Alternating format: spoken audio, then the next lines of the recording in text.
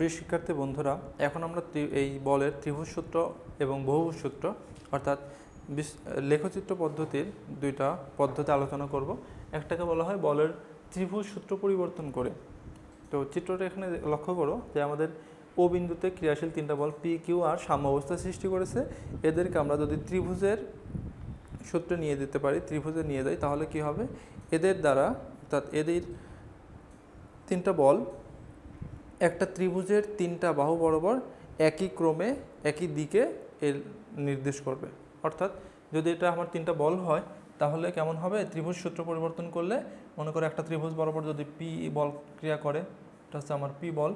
এরপরে কিউ বল, পি থেকে কিউ, এটা হচ্ছে কিউ বল, এবং কিউ থেকে আর, ও থেকে আর পর্যন্ত, তাহলে আর। এই দেখো এখন এই যে আমার বলের বহুভুজ ত্রিভুজ সূত্র, যেখানে হচ্ছে ও বিন্দুতে ক্রিয়াশীল তিনটা বল ক্রিয়া করে সাম্য অবস্থায় আছে, তাহলে সেটাকে যদি একটা ত্রিভুজের তিনটা বাহু দ্বারা নির্দেশ করা যায় তাহলে সেই বলগুলোর মান কি হবে?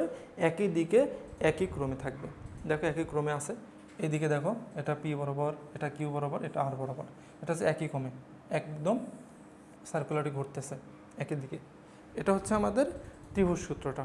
অর্থাৎ তুমি এখানে দেখতে পাচ্ছ এইদিকে পি বল ক্রিয়াশীল, এইদিকে কিউ বল ক্রিয়াশীল, তাদের লব্ধিটা কী হবে?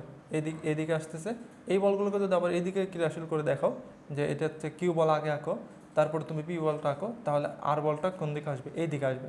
এই চিত্রের জন্য এই দিকে পি কিউ আর এই দিকে আসতেছে, এই চিত্রের জন্য পি কিউ আর। তো এই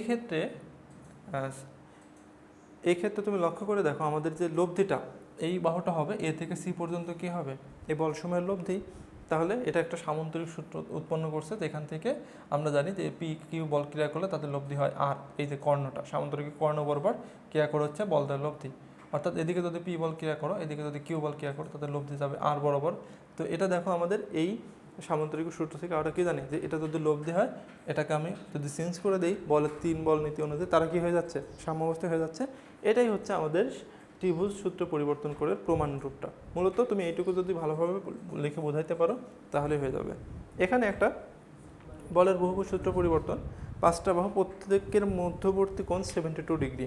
এখান থেকে বুঝতেছি এটা একটা সুষম পঞ্চভুজ। সুষম পঞ্চভুজের যে এখানে বলগুলো ক্রিয়া করেছে, তাহলে আমি বলের বহুভুজ সূত্র যদি পরিবর্তন করি সেক্ষেত্রে কী হবে? বলের বহুভুজ সূত্র বলা হচ্ছে যখন একটা বিন্দুতে ক্রিয়াশীল অনেকগুলো বল কি করবে? সাম্যাবস্থা সৃষ্টি করবে, তখন সেই বলগুলোকে যদি একটা বহুভুজে রূপান্তর করা হয়, বহুভুজের বাহু বরাবর ক্রিয়াশীল বলসমূহ পরস্পর একই দিকে এবং একই ক্রমে আবর্তিত।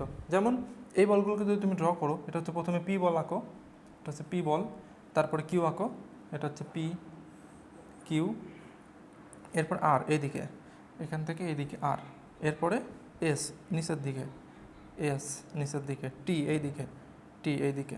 দেখো এখন হচ্ছে সবগুলো বল একই ক্রমে এটা কি আবর্তিত। দেখো এটা হচ্ছে পি বল, এই যে পি, এদিকে কিউ 72 ডিগ্রি, এটা হচ্ছে কিউ, এটা হচ্ছে এখানে 72 ডিগ্রি কোণ উৎপন্ন করেছে, 72 ডিগ্রি।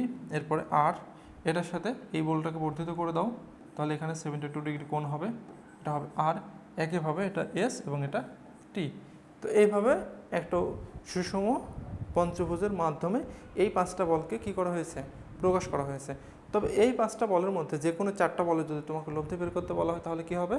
তাহলে দেখো সাপোজ তোমাকে বললো যে এই বলসমূহের লব্ধি হবে এস হচ্ছে এই বলসমূহের এই বাহুটা নাই, তাহলে আমাদের যে বলের সাম্যাবস্থা পড়বে আমরা তখন ফোর্স সিস্টেমে এর লব্ধির সূত্রগুলো দেখেছিলাম বহুভুজের সূত্র অনুযায়ী। সেক্ষেত্রে আমাদের ছিল কি একটা লব্ধি নির্ণয়ের বহুভুজ সূত্র ছিল। দেখো যদি কোনো সুষম বহুভুজের বাহু বরাবর বিভিন্ন বলগুলো ক্রিয়াশীল হয় একই ক্রমে, তাহলে বিপরীত ক্রমের বলটা কি হয়? তাদের লব্ধির মান ও দিক নির্দেশ করে। অর্থাৎ যদি এসকে তুমি লব্ধি বলতে চাও তাহলে এই টি পি কিউ এবং আর তাদের লব্ধি হবে বিপরীত ক্রমের এস, আর সেই লব্ধিকে উল্টায় দিলে কি হয়? তারা সাম্যাবস্থায় চলে আসে। সুতরাং এখান থেকে আমরা বুঝতে পারতেছি যে বলের বহুভুজ সূত্র পরিবর্তন করে আমরা সাম্যাবস্থার কোনো সমস্যা সমাধান করতে পারি। এই দুইটা ছিল আমাদের বলের ত্রিভুজ সূত্র এবং বহুভুজ সূত্রের পরিবর্তন করে বলের সাম্যাবস্থার সমস্যাসমূহ সমাধান করার পদ্ধতি। আশা করছি এখন তোমরা বুঝতে পেরেছ। ধন্যবাদ সবাইকে।